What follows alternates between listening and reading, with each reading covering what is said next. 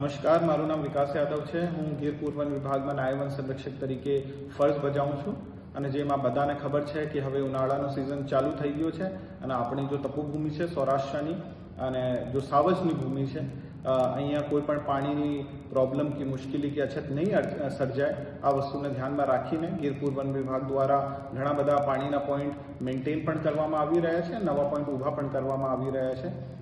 ગીર પૂર્વ વન વિભાગમાં 250 આજુબાજુ પાણીના પોઈન્ટ અત્યારે ચાલુ છે। આમાં મોટે ભાગે આપણી જો નવીન ઉર્જા છે, આપણી સૌર ઉર્જા છે, સોલર પાવર જેમને કહેવાય, સોલર આધારિત પાણીના પોઈન્ટો છે। એમને હારે હારે આપણે પવનચક્કી દ્વારા સંચાલિત પોઈન્ટો પણ છે અને અમુક વિસ્તારો જો દુર્ગમ છે, અહીંયા ટેન્કર દ્વારા પાણી પણ ભરવામાં આવી રહ્યું છે।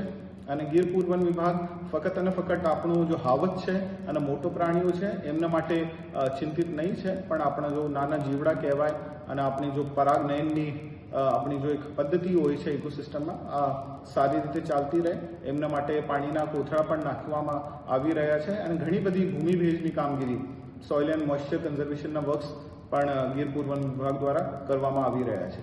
ધન્યવાદ।